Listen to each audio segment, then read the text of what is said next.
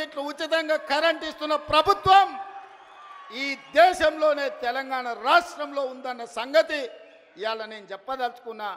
ఆ పైసలు కూడా మా ఆడబిడ్డలకు మిగులుతున్నాయి. మా అక్కలందరికీ తెలుసు, ఇంటాయన చేతిలో నగదు ఉంటే బెల్ట్ షాప్ పోతాయి, మా ఆడబిడ్డల దగ్గర నగదు ఉంటే పిల్లలు బడిపోతారు. అవునా అక్క? ముందలంతా మా వాళ్ళు కూర్చున్నారా? వెనకాల అక్కల్ని అడగకుండా మీరంతా అడ్డం కూర్చుంటే ఎట్లనే? ఇవాళ నగదు ఇంటాయన చేతులుంటే ఊర్లో మంచినీళ్ళు దొరికినా దొరకకపోయినా కేసీఆర్ తెలిసిన బెల్ట్ షాప్ దగ్గర పోతుంది ఆ నగదు. కానీ మన ప్రభుత్వంలో కరెంటు బిల్లులతో మిగిలిన నగదు, అదేవిధంగా సిలిండర్లు మిగిలిన నగదు, ఈరోజు సంఘాలకు నగదు జీరో వడ్డీతో ఇచ్చిన నగదు మా ఆడబిడ్డల దగ్గర ఉంటే మా ఆడబిడ్డల నగదుతోని తమ బిడ్డల్ని బడికి పంపించి ప్రయోజకుల్ని చేస్తుండ్రు. ఇవాళ వాళ్ళ చేతిలో వెసులుబాటు ఉండాలి, ఆడబిడ్డ చేతిలో పెత్తనం ఉండాలి అని ఇవాళ మేము కోరుకుంటున్నాం. కేసీఆర్ ఏమో ఆడబిడ్డలకు పెత్తనం వస్తే తాగుబోతోళ్ళు ఉండరు, తాగుబోతోళ్ళు లేకపోతే ఆయన సంఘాన్ని కోల్పోతా అని ఆయన అనుకుంటున్నాడు. ఎందుకంటే ఈ రాష్ట్రంలో తాగుబోతుల సంఘానికి ఏకగ్రీవ అధ్యక్షుడు ఎవడని ఉన్నాడా అంటే ఆయన కేసీఆర్. ఈ వేదిక మీద నిఖత్ జరీన్ ఉన్నది, ఆ అమ్మాయి బాక్సింగ్కు ఛాంపియన్. ఈషా సింగ్ ఉన్నది, ఆ అమ్మాయి స్పోర్ట్స్కు ఛాంపియన్.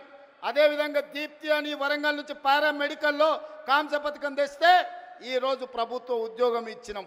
వాళ్ళందరూ క్రీడలకు, సానియా మిర్జా టెన్నిస్కు బ్రాండ్ అంబాసిడర్. ఇట్లా చెప్పుకుంటూ పోతే ఒక్కొక్కరు ఒక బ్రాండ్కు అంబాసిడర్లు. కానీ మన కేసీఆర్ దేనికి బ్రాండ్కి అంబాసిడర్ అయ్యా?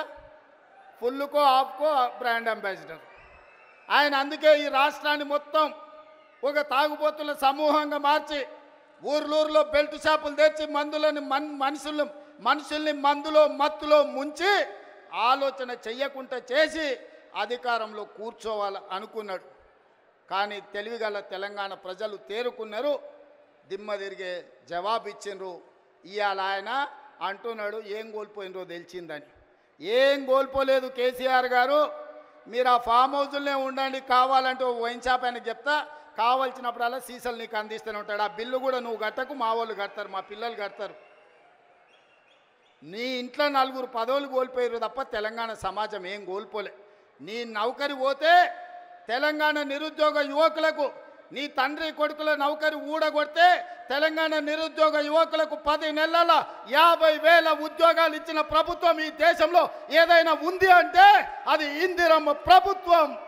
ఆ ఇందిరమ్మ ప్రభుత్వంలో 50,000 ప్రభుత్వ ఉద్యోగాలు ఇచ్చిన ఘనత నా మంత్రివర్గ సహచరులదని నేను ఈ వేదిక మీద నుంచి గర్వంగా నేను చెప్పదలుచుకున్నా.